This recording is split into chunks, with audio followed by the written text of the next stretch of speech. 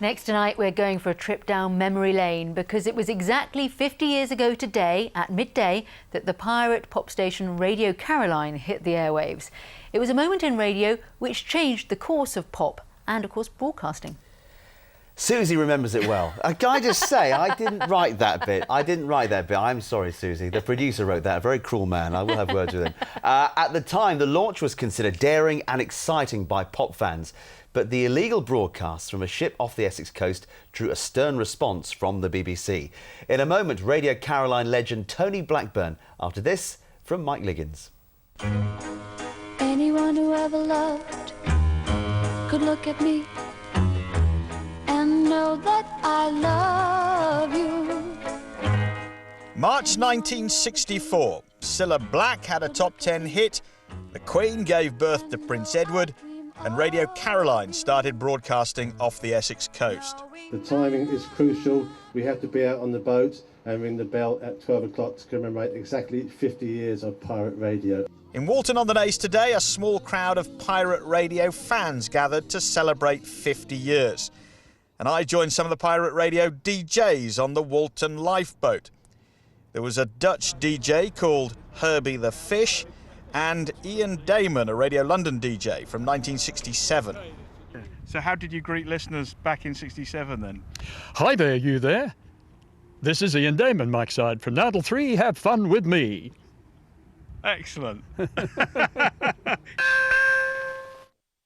This is Radio Caroline on 199, England's first commercial radio station. My name's Simon D, with you for the next 2 hours. A Radio Caroline bell was sounded at midday, the time Caroline went on air. And the RAF search and rescue helicopter flew overhead in tribute.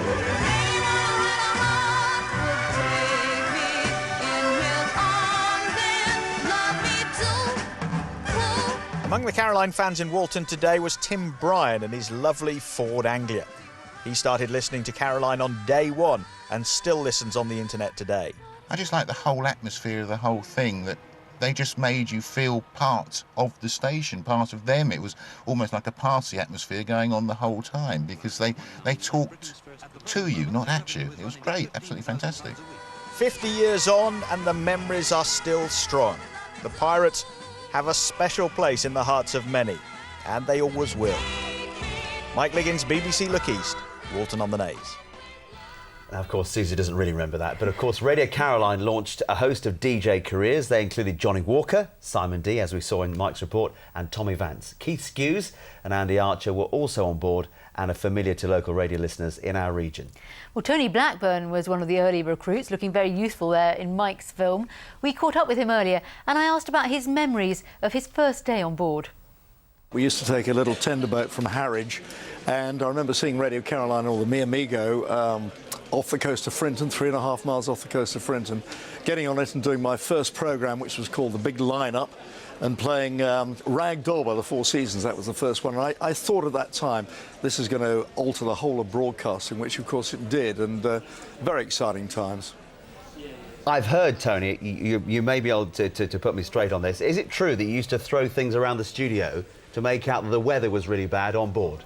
We did on occasions. It was very annoying because we were being thrown around because Radio Caroline's studio was above the waterline, and it had that massive aerial. So if we got a 10-force gale or something like that, the studios would fly around, and we'd fly around the studios, and the records would annoyingly keep playing. And sometimes you couldn't hear what we were going through. So we used to chuck bits and pieces around the studio, and the public loved it as well. But we did go through some really difficult times. In fact, I was shipwrecked off the coast of Frinton. You know, I was on board when we went in, and it was a 10-force gale, and the television station at the time was putting out a distress call for us, and we were watching the other side. And I remember we came up, and it was at night time, and the captain was standing by the side of me, and he shone this light, and it must be about 200, 300 yards away, we saw people walking on the seafront, and he shouted out, "Mayday." And I thought to myself, it's a bit too late for this. And I was the first off, actually. We got taken off by the Coast Guards by Breacher's Boy. Obviously, it was very controversial at the time, Tony, and you then ended up going and starting on BBC Radio 1. Were you surprised to find yourself doing that, joining the BBC, the establishment, as it were?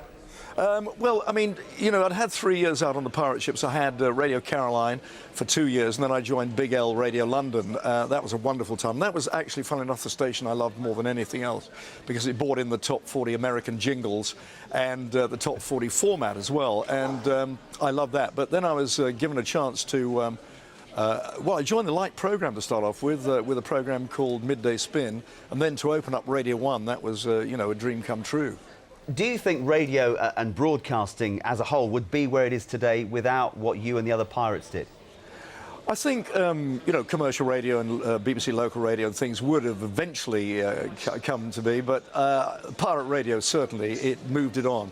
I mean, the whole idea of pirate radio was actually to bring about not Radio 1, but commercial radio, which it didn't. But it did alter the whole of broadcasting, and I'm really very, very proud of that. And at the same time, you know, we had a terrific time out there as well. You know, I look back at some of the photographs and the videos of that day, and it's like looking at another person. And, well, it is. I didn't have this great big thing sticking in my ear in those days.